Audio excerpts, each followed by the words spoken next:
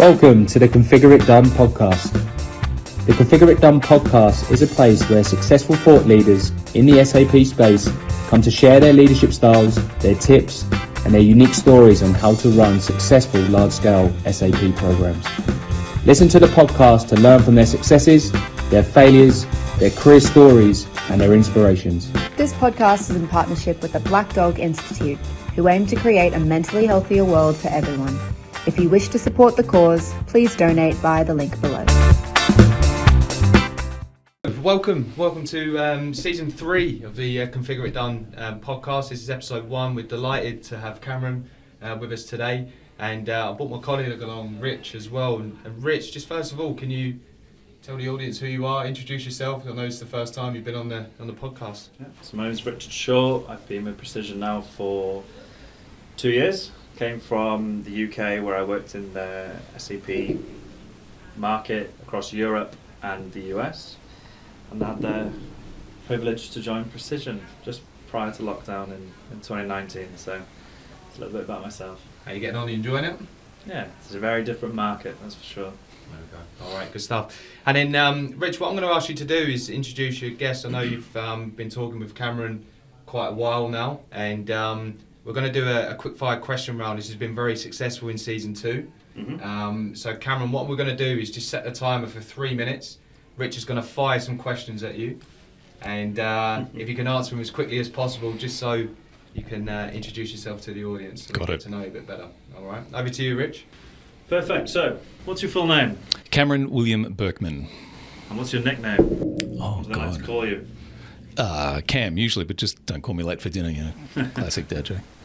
And whereabouts are you from? Originally born in Brisbane, moved to Sydney in 1990, now living in God's country on Sydney's northern beaches. Perfect. And how long have you been here? Oh, I guess you've been here your whole life, haven't you? Yeah. That's a funny question. Yeah, that's true. How long have I been where? Yeah. And where are you working at the moment? I currently work for EY in the Asia Pacific Consulting Division, running the SAP go-to-market for Asia Pacific. Amazing. And what's the best job you say you've ever had? Boy, best job I've ever had. Tough question. Probably as a program director for St George Bank, where we ran a project that finished on time and on budget with heaps of support and is still in place today after 15 years. The stuff we built still exists, so that's kind of nice legacy to leave. And what about your worst job? Possibly the one that I've got now. I'm in the process of transitioning out. You know, when you're in a startup mode trying to build a new business from scratch, which is effectively what we're doing with our SAP business after selling our consulting team 10 years ago. It's a lot of heavy lifting, a lot of banging heads against walls, and I've taken the team to a certain point. It's now time for me to move on to something else. But it's been a little bit frustrating because, you know, growing up is hard for an organisation to do. I agree. What about sport? Are you into sport? Yes, I'm into lifesaving, surf lifesaving. So I compete in the Masters division.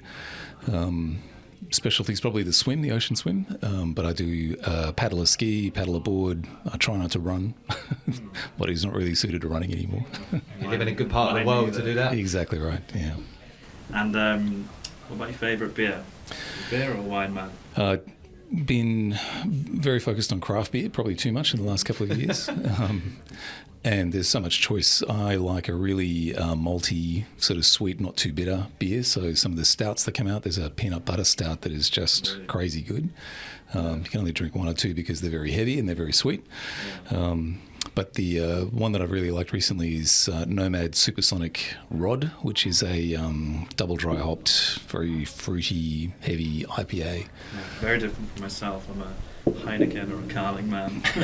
Nothing wrong with a good crisp lager when you're thirsty. Simple. It's all good. And what about food? What's your favourite meal? Seafood's good. Fresh oysters, shucked on the day, fresh prawns, some nicely grilled barramundi.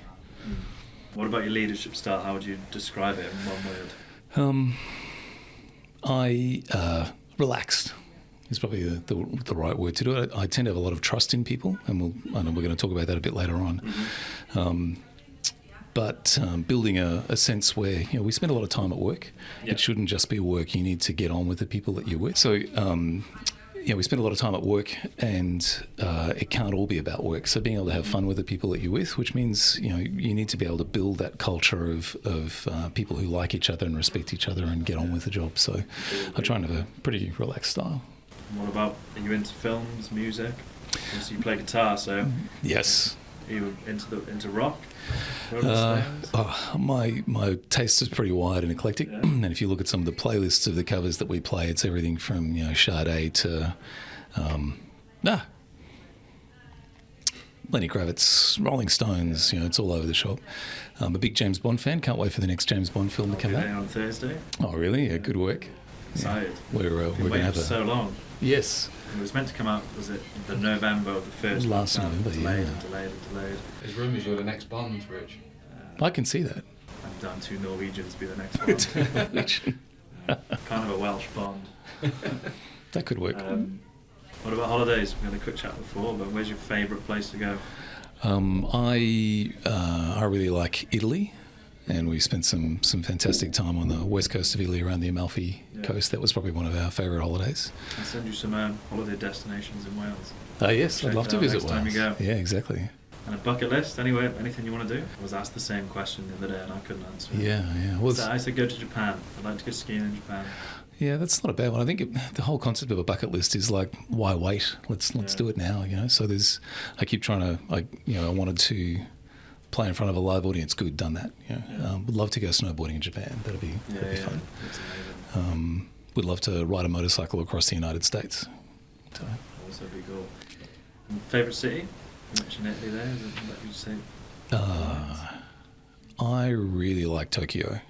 So I had opportunity to go there a few times before the whole pandemic started, and it's a great city. It's really eclectic and great food. Really I've never been as well, but everyone keeps saying how good that place is. So I love the food. People seem so nice. The country looks beautiful. It's just got so much to offer.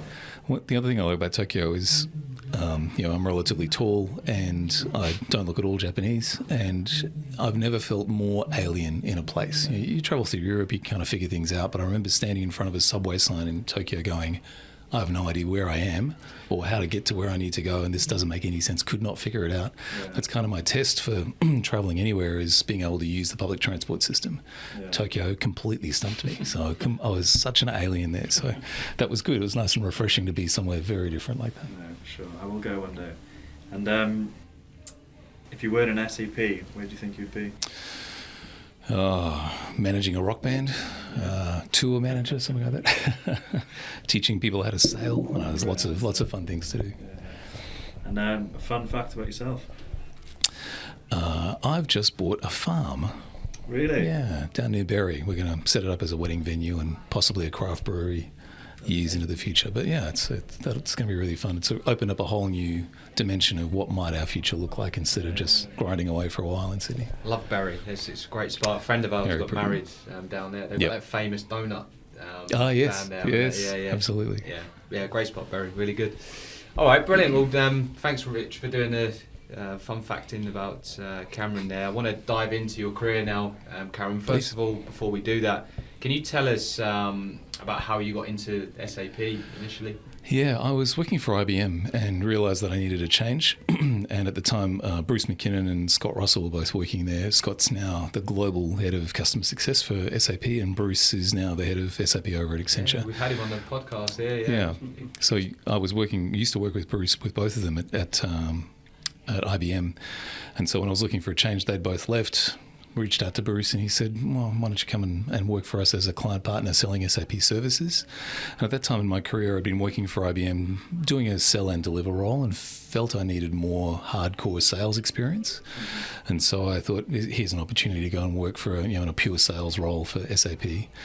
And I certainly got my wish, because being a client partner for SAP was probably the hardest job I've ever had. It's a really difficult role to play, and I learned a lot. But it was definitely the school of hard knocks. Mm-hmm. Lots of lots of very frustrating and stressful times there, but some good work too, for some big clients. That's where I met Steve in Wales. Okay, yeah. Another podcast guest as well. Yes. It's a very small ecosystem, isn't it? That's right. The SAP space. I've asked the same question of Bruce. I asked the same question of Steve as well about what keeps them in the SAP domain. I know Bruce now is leading a team of 500, for instance. So it's incredible. But what keeps you in the SAP domain? I guess if I'm blunt, it's the biggest game in town. So there is always going to be SAP work. Obviously 80% of the world's transactions touch an SAP system at some point. And so having had 11, 12 years experience in SAP, it makes sense for me to continue my career in that space because it's a great source of satisfaction. The other part of it, of course, is the fact that it's got real potential to make a difference. So you can look at the move to S/4HANA in two ways. One as a cynical way for a software company to make more money. The other is actually as a genuine attempt to rewrite the software in a way that's going to make a significant difference. And so having been at SAP, I've drunk the Kool-Aid. I get it, in terms of, this can actually make a massive change for a lot of companies. The ability to have it all in memory, to have everything in one database, to have a single universal journal record, that's, when you dig into what S4 is, it's actually really amazing. It does what it says on the tin. And so being a bit of an evangelist and trying to bring that to my clients and showing them this is what your business could look like, this is how things could work for you. The hardest part is overcoming that disbelief of, no, that'll never work for me. So there's huge potential there. And in terms of my personal mission, to try and build a better world, a better working world, then there's a great tool there. So I want to pick it up and use it. Sure. And I suppose being part of that better world, like you said, I put this question to Bruce, and it was about encouraging new talent in the market. So in Australia, we're really struggling to encourage new talent to come through. Like we said, it's a small ecosystem. It's the same names that have been in the SAP game for years. In your opinion, Cameron, how do we encourage new talent to come through, and how do we keep SAP relevant in the market today? Because it has been around for a long time. Yeah, I think SAP is doing a good job at refreshing their underlying technology, reinventing themselves into a cloud company, rebuilding the software from the ground up. So I think the attraction for young entrants to the market is, the skills that you learn at university can be very applicable in this new world. So once SAP gets unhooked from its drug of on-premise software and perpetual maintenance and more into this subscription revenue model, suddenly SAP is going to find we need to actually make sure our customers are satisfied, and it's going to take a whole different mindset. So the new crop of talent coming through out of our universities and across industry coming in from outside should be looking at that as an opportunity to say, all right, we need to not only make this customer happy, but keep them happy. And so that's a very different model from the old subscription and maintenance game that they've been playing. The potential to use low-code, no-code tools to be able to solve business problems using business technology platform, etc., opens up a huge plethora of opportunities for people from implementing core, configuring, change management, training, data migration.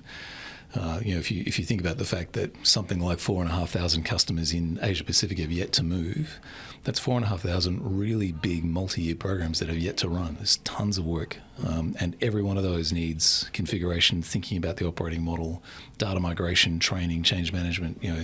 The world is massive from that point of view. So there's no shortage of work to do, and it's good work that will hopefully build a better working world. You mentioned there 4,500 different programs there, but thinking about one specific program and your methodology, what would you define as a successful SAP program? We had the pleasure of working with an Australian company that provides cancer and heart care, and their purpose was to save 1 million years of life. It's sometimes hard for me to tell these stories without getting a lump in my throat, right? Because the things that they were doing is just miraculous, helping people get to the point where they can spend their last days with their loved ones in comfort rather than in pain and so on. So they had a situation where they wanted to expand and grow their EBITDA 5 times over double their EBITDA over 5 years. But their current engine, which was not an SAP package, was basically spitting smoke and flames and was about to explode at any minute. And the symptom of this was their finance team had massive attrition. They were losing people every month because the work was too hard, systems didn't talk to each other, they were back till midnight for 2 weeks after month end to try and get the books closed and so on. Clearly this is not functional. And so when the CEO looked at it and said, come on, we're going to double the business, everyone said, no, we're not. We're not going to do that. So we had an opportunity to exercise what I think is the right way to approach it, which is, okay, firstly, let's sort out your operating model and the way you do things and get your business ready for the software. And fortunately, they allowed us to do that. Mm-hmm. We handed them a new operating model. We went through a fit gap process. We got them down to 7 RICEFs in the end, which is just a ridiculously low number, which meant that they were very standard in the way that they were adopting the software and not adapting it for their needs. Mm-hmm. So we did it the right way, what I consider to be the right way, get the business ready for the software, rebuild the operating model, choose the right software, and then we put them straight onto a nice clean copy of S4. All of it was on time, on budget, and realised tremendous benefits for them. In odd areas, they had no approval to purchase system, they had an approval to pay system. So all of their clinics, 84 clinics, were out there buying stuff. No one had any idea what it was or who it was from. They had no centralised way to organise procurement. They had 84 different contracts with the same uniform supplier. So I look at things like this and I get frustrated. I think this is crazy, right? You've got to do better than this. So a lot of it was justified purely on being able to centralise all that purchasing in one place, and then having a what we would normally consider to be a classic purchase requisition, purchase order, goods receipt note, invoice, 4-way match done. They didn't have any of that. So I remember we submitted one of our bills to them. They've gone, we didn't know this was coming. We're going to have to go to the bank and borrow some money to pay you because we had no idea this was coming. That's how bad their systems were. Mm-hmm. So being able to help them sort all that out, move into what I would call the 20th century, and then be able to expand their business. They've now gone on this massive expansion plan. They've actually relocated their headquarters to the US. Wow. They've achieved their aim of doubling their EBITDA in 5 years, and we enabled that. So that was very cool. It was very cool to be able to do that. Amazing. That is success. So, Cameron, what are the top 3 imperatives you took within your team when you were delivering the project? Yeah, I think that's a really good question, and I was thinking about this question as I came in today. Mm-hmm. It's a bit like whenever we do a project, particularly as a professional services organisation, it's a little bit like, I don't know, Big Brother or something like that. We grab a bunch of random people and throw them in a room, and hopefully you get a good outcome. Mm-hmm. And so very rarely do we handpick teams, do we interview people. It's more like who's available, who's got the right skills, right, go. And so as a project leader, your first job is to set the culture, build the team, create the environment, which many sort of non-professional services companies like you guys, you have a set culture here. It doesn't change very much. You've got new people who come in and out, but every time we run a project, it's starting from scratch every time. So I thought about 3 things. One is thinking about all the really good teams that I've been part of. One thing that I think is really valuable, it's going to sound weird, is intimidation. If I feel like I'm working with people smarter than me that I'm a bit scared of, that's great. So I had this experience recently on one of my projects where there was a lady in Melbourne who was same rank as me, and we both had sort of a 2-in-a-box kind of model, and she was amazing. She frightened the life out of me because I thought she's so much better at this than I am. But that was great because it kept me on my toes, and she was really lovely, and we just got on so well. But having that little bit of intimidation, I think you don't want to be the smartest guy in the room with your team, right? Yeah, that's interesting you say that. When we had Alex Aitken on the first episode of season 1, that was the first thing he said as well. He said if he's the smartest guy in the room, that project's in trouble. Yes, yeah, absolutely. So yeah, it's a very good point. Yeah, so I think that's really important. Steve Bingham says the same thing, our APAC leader for technology. I asked him once, I actually started our careers together back at PwC, and he's rocketed to tremendous heights and I haven't, which doesn't necessarily mean I'm a failure, by the way. So I said to Steve, what's the secret to your success? And he said, I always hire people smarter than me. And so I think that's really important to have that sense of there are some really brainy people here, and being a little bit intimidated by that, which is good. The second thing is what I would call the soft, hard stuff. So a team of people that knows, okay, we're a team. We have to do things that make us feel like a team, even if it feels a bit hokey sometimes. So let's do Friday afternoon drinks. Let's do our quiz night. So it's that consciously being fun and caring about each other. And again, when you're just chucking people in a room and getting a project going from day one, it takes conscious effort to do that. You can't just expect someone to stand up and go, oh, why don't I organise something fun? You actually have to plan it.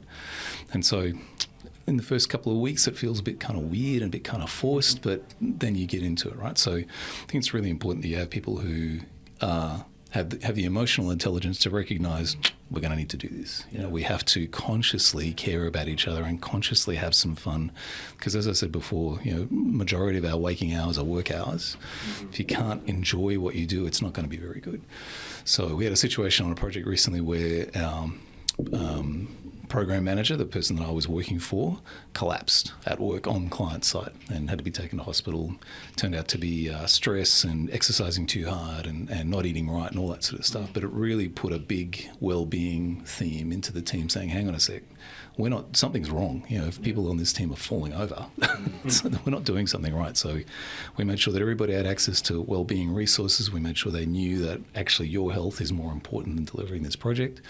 And that actually brought us together. And that program manager came back, and she was fantastic and really appreciated. Actually went on a 12-week wellness program and then came back and gave us a presentation about all the stuff she learned. So it was really, really important. And I think the third thing is what I would call the upward spiral. So I'm watching Ted Lasso at the moment, and so, you know, being from Wales, there's some funny jokes about Wales and Welsh independence recently, which is good. Yeah, but this I think there's going to be management textbooks written about Ted Lasso and the Lasso effect. But his primary aim is a couple of things. One is self-belief. You know, we're a team and we can do this. And fairly basic stuff around play to your strengths, but also play to everybody else's strengths, which kind of means, A, you need to know you, and B, you need to know what everybody else is good at. So when do I make the pass? When do I do it myself? You know, when can I rely on you to do something? When should I step back and be selfless and let you have it? You know, and you know, the episode I watched last night, one of the players, Jamie Tart, he's a bit thorny. They use a different word in the show, but that hard man, that ability to be really, really annoying is actually one of his strengths. And so they unleashed it at the right point, won the game. So, you know, yes, it's fictional and so on, but that ability to know what everybody's strengths are and to rely on it, like a yacht racing team, like a soccer team, you know, it's really important. So, you know, up front, to get all of this working, being able to have, you know, that team building time to get to know each other as humans and connect with a bit of empathy and to understand each other's strengths and weaknesses and know how we're going to work to our best advantage so that we can be better than any one of us, you know. So there's some interesting things there. Ted Lasso is fantastic. I highly recommend watching it. Yeah, I haven't listened to him before, so I'm going to go home and give it a go. I know we touched upon it in the first couple of questions around you mentioned your leadership style is relaxed. Does that fall into your project management methodology? How would you define that? Well, there's two things there. One is for a project to be delivered on time, you need a lot of discipline, and that's not about being relaxed at all. From a project management point of view, I've got fairly strong views about how we should be approaching things these days. The days of walking into a client and saying, oh, what are your requirements, and writing them down diligently and then building a system that matches those requirements, those days are gone. You know, that's not the way we do things anymore, particularly around ERP. And I guess, you know, being the age that I am, I've seen a lot of pendulum swings when it comes to IT, you know, the IT ruling and then the business teams ruling and so on. And I think the best outcome is, you know, today we have so much investment and research and development ploughed into big off-the-shelf packages. Things like SAP, which really are, you know, very advanced and can do whatever you need it to do. So why would you start from scratch? Why would you make yourself special? The fundamental tenet is basically fit gap. Here is the best process for your industry, and I know this works with SAP. Why won't that work for you? And I have had stand-up arguments with clients that say, accounts payable, this is the way we've got to do it. And I say, why? Why are you doing it that way? Well, that's the way we've always done it. Does it make you special? Does it differentiate you in the market? Does it get you more sales? Does it make your customers happy? No. So why do it that way? Torch it and get the standard process, because I know that works on SAP. Just all you need to do is change, that big scary C word. Yeah. We're a good example of the same cancer care company. We're very, very willing to adopt standard processes. So we're going through a fit gap process. We've got the accounts receivable process up on the wall. You do this, you do this, you do this, right? If the bill's not paid, you send a dunning letter. And before I could get the words out of my mouth, the room erupted. Everyone was, no, we're not sending dunning letters. And I thought, what do you mean you're not sending dunning letters? Dunning letters is how you collect debt when it's not paid. You've got to do something. What do you do when the debt's not paid? And I said, Cameron, remember, we are in the top 1% for patient care and caringness in the world. And the last thing we're going to do is send a dunning letter to a patient's family when they might have just died. And it was like, okay, yeah, I get it. I see what you're saying.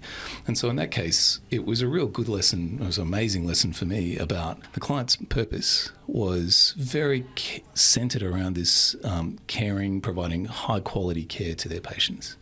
And part of that was that patient experience. So they had a very warm and caring environment for the patient to go through. And look, God forbid any one of us should have ourselves or one of our loved ones go through a cancer journey.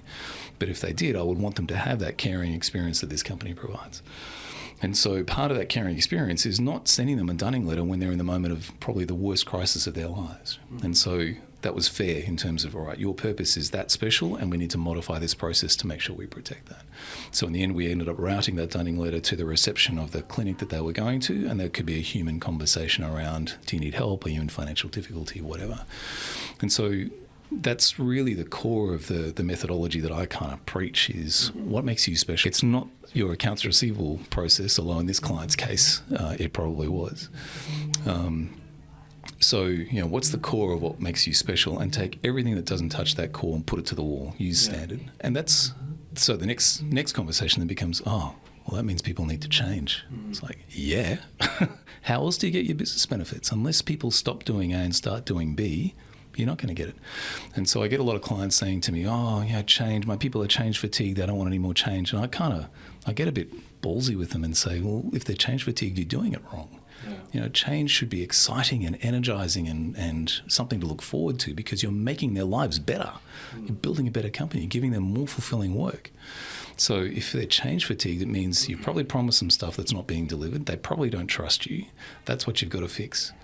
Change, like anything else, can be programmed and executed correctly so that it is energizing and so that people don't get change fatigued. And it's nothing to be afraid of.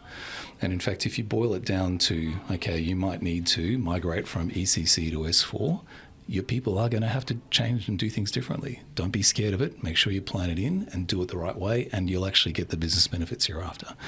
So that's kind of a long-winded way of talking about fit gap analysis, using a hybrid agile approach. And the last thing I'd add to that is I love working with clients. It's one of the banks I worked for here, the program director role I had, where we implemented a CRM system for a banking terminal. And the CEO looked me in the eye and said, Cameron, I don't want this to fail because you didn't ask for enough money. Make sure you told me everything you need, because this has got to go ahead. Often, you know, you've heard the adage, there's never time to do it right, there's only time to do it twice. You know, and I don't like that. It's like, no, if we're going to do this, let's do it properly. If we need to go and get more money, let's do that. If we need to integrate that system so it works, let's do that, you know. Problems start to arise when companies run out of money, cut corners, need to have shortcuts, don't do it properly, and then guess what? You end up in a mess where you've got people in the bowels of the ship who are having to shovel coal instead of letting the machines do it. And I hate that. So get it right first time, make sure you budget correctly for it, do the fit gap analysis, use a hybrid agile methodology, so some things have to be waterfall and then you can drop into some sprints and so on. So that's interesting to hear. And then personally, this is always the hardest question for me, but what was your biggest failure? What did you learn from it? I was kicking myself over this one, more because I knew better and I still made the same mistake. And it comes back to the basics of scope and having a good, solid, clear expectation with the client.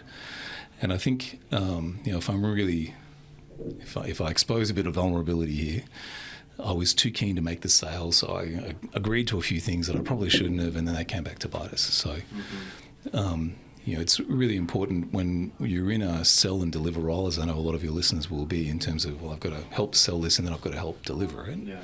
dancing across that bridge between sales and delivery is really tricky. But at some point, somebody's got to say, no, we're not putting this in front of the client until we have these things sorted out, because they will absolutely come back to bite you. Yeah.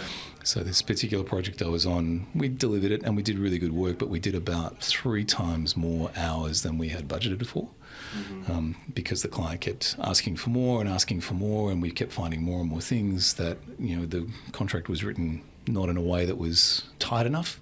Yeah. Too many grey areas, and we just kept having to keep burning. So ended up with a relatively happy customer, and we may end up getting the next phase with them. But it was just a sickening experience for me to feel like I was continuously sliding backwards down the slope. Every time I replanned, I'd have to replan again. Every time I do a forecast, I'd have to reforecast again. And I just could not stop the burn all the way down. And so that was the like I say, kicking myself. I know better than that. I've made this mistake before, so not making it again. So what's the biggest learning out of that? I think it comes down to that. 2 things. One is, the obvious one of documenting scope really clearly and taking the time and resisting the pressure of the people in your organisation who are going to be saying, come on, we've got to sign this tomorrow. It's like, wait, we are not ready to sign this yet. And being brave enough to stand in front of the tank with the shopping bags and saying, we're not doing this. And then the second thing is being able to spot that coming. So, knowing that you're dancing across the bridge of sales and delivery, and having that ability to see what it's going to be like when you're the guy or girl trying to deliver this thing, and you've got this really grey, woolly contract that doesn't give you any leg to stand on when the client says, I want X, and you can't say no. That's the most devastating part. Sure. Okay. Cameron, you strike me as someone with a lot of experience. You've got the battle scars. You would have worked with some fantastic people in your career as well. Who would you say has been the biggest influence on your career? And second to that, what did they teach you? It's a good one. I was thinking about this, and it goes back some way to when I was working for Optus. I was working as the head of IT for Optus Business and Wholesale, and working for the CIO. And we had a bit of a project going on, and the CIO kept asking me questions like, has the developer found any bugs? What are they doing? When are they going to fix them? It's like, it's okay, they've got it under control. And he said, no, trust has to be earned. Don't let them pull the wool over your eyes. And I looked at him and thought, you're mad, mate. I'm not a developer. I can't go down there and figure this out. But he turned out to be right, that I was having the wool pulled over my eyes, and the person that I had blatantly trusted had not earned my trust. And so it taught me a very good lesson around, he's right, trust has to be earned. I'm a naturally sort of positive and trusting kind of person, but I've learned to be able to, turn on my my lie detector to a certain point and just say, can I trust you or not? And sometimes even testing them deliberately to say, all right, I know enough about what you're doing to be dangerous. Asking a few key questions, asking the right probing questions. And if you find softness, keep probing. And keep probing. Right, yeah. If you find some good, solid ground, great. Okay, I can trust you. You know what you're talking about. And that's helped me out a lot since those days. Fortunately, that happened very early in my career, so it's hard not to be trusting and not to believe in the milk of human kindness. Sure. But not everybody is good at their job, and not everybody is has the same level of integrity that I would expect. So you do have to, trust has to be earned, and you do need to probe. And I think as a leader, that's one of the key skills to build, is that ability to know what probing question to ask and what answer you're expecting, and to keep going until you get to solid ground. Sure. So you may have already answered the next question then. If you could rewind the clock, and you're 21 years old, and what would you say to yourself? Yeah, that's a good one. So I would probably tell my 21-year-old self not to doubt your instincts and not to doubt yourself. So self-doubt is a very toxic and terrible place to be. And I've gone through some of that recently where I didn't feel like I was very good at my job, and that's soul-destroying. So always having the ability to trust your instincts, know that the right thing will happen at the right time.